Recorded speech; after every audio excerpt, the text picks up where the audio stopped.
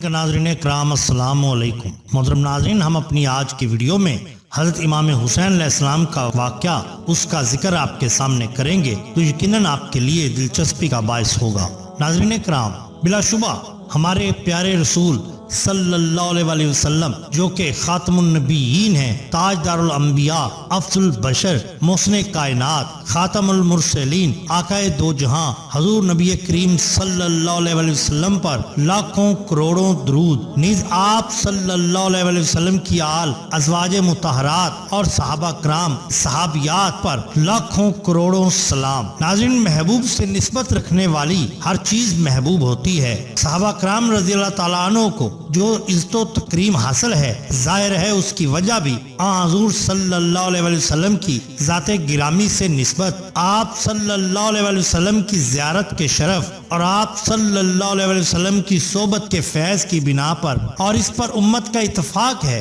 کہ امت میں سے کوئی شخص زہد و عبادت اور تقوی و طہارت کی وجہ سے صحابہ کرام رضی اللہ تعالی عنہم کی گرد پاک کو کبھی نہیں پہنچ سکتا، جبکہ اہل بیت کرام تو حضور صلی اللہ علیہ وسلم کے جگر کے ٹکڑے ہیں۔ قرابت کی یہ نسبت تمام نسبتوں پر غالب ہے، اور وہ فضیلت اور اعزاز ایک ایسی خدا داد نعمت ہے جس میں اہل بیت عظام کا کوئی ثانی نہیں۔ ارشاد باری تعالیٰ ہے، سورہ احزاب آیت نمبر 33، اے اہل بیت محمد صلی اللہ علیہ وسلم، تم سے وہ برائی اور فحش باتوں کو لے جانے کا ارادہ کرتا ہے کہ اس میل سے تمہیں پاکیزگی عطا کرے جو اللہ کے نافرمانوں میں ہوتی ہے۔ ناظرین اکرام، ہمارے پیش نظر ویڈیو حضرت امام حسین کے واقعہ کا مقصد یہی ہے کہ ہم اپنے سامعین اکرام کو اللہ تعالیٰ کے ان برگزیدہ بزرگوں کے حالات و واقعات سے روشناس کرائیں تاکہ وہ ان کی تعلیمات پر صحیح طور پر عمل پیرا ہو سکیں اور اپنی زندگیوں کو اسلام کے صحیح اصولوں کے مطابق گزار سکیں۔ نیز میری اللہ تعالیٰ کی بارگاہ میں مؤدبانہ گزارش ہے کہ وہ اپنے حبیب کبریا حضرت محمد صلی اللہ علیہ وسلم کے صدقہ میں تمام لوگوں کے کردہ اور ناکردہ گناہوں کو معاف فرمائے اور ہمیں روز محشر رسول کریم صلی اللہ علیہ وسلم کی شفاعت نصیب فرمائے اور ہم پر یہ مشکل جو وقت آج اس سے ہمیں محفوظ فرمائے، آمین ثم آمین۔ ناظرین کرام، ابن سعد کی روایت ہے کہ حضرت سیدنا امام حسین رضی اللہ تعالیٰ عنہ کا دوران سفر مکہ مکرمہ اور مدینہ منورہ کے راستے میں ابن متی کے پاس سے ہوا۔ انہوں نے آپ رضی اللہ تعالیٰ عنہ کی خدمت میں عرض کی کہ اے ابن رسول صلی اللہ علیہ وسلم، میرے پاس ایک کنواں ہے جس کا پانی بہت کم ہے اور اس پانی سے ڈول بھی بھرا نہیں جا سکتا۔ میں نے بے شمار تدبیریں کی مگر کنویں کا پانی جاری نہ ہوا۔ آپ رضی اللہ تعالیٰ عنہ میرے حق میں دعائے خیر فرمائیے۔ حضرت سیدنا امام حسین رضی اللہ تعالیٰ عنہ نے اس کنویں کا پانی منگوا کر کچھ نوش فرمایا اور پھر لعاب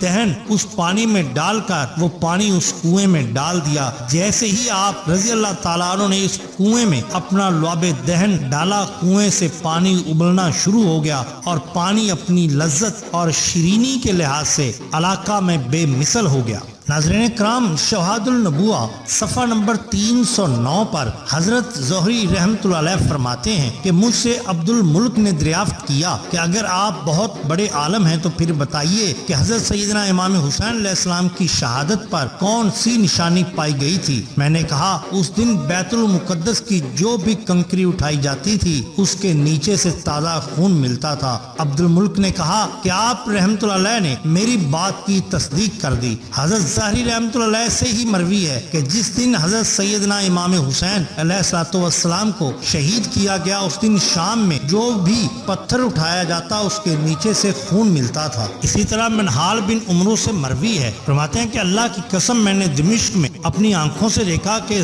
سیدنا امام حسین رضی اللہ تعالیٰ عنہ کے سر مبارک کو جس وقت دمشق کے بازار میں لے جایا جا رہا تھا، اس وقت ایک شخص سورہ کہف کی آیت جس کا ترجمہ یہ ہے کہ کیا تو نے جان لیا نہ صاحب کیف اور رقیم ہماری قدرت کی عجب نشانیوں میں سے تھے، تو حضرت امام حسین رضی اللہ تعالیٰ عنہ کے لب مبارک ہلے اور آپ رضی اللہ تعالیٰ عنہ نے فرمایا کہ میری شہادت اور میرے سر کو نیزے پر لے کر جانا اصحاب کہف کے قصہ سے بھی عجیب قصہ ہے۔ محترم ناظرین، اگر آپ کو ہماری یہ ویڈیو پسند آئی ہو تو لائک کیجئے، سبسکرائب کیجئے ہمارے چینل، تاکہ ہم آپ کے لیے اور بھی بہترین ویڈیوز لا سکیں۔ آپ کا بہت شکریہ۔ اللہ حافظ۔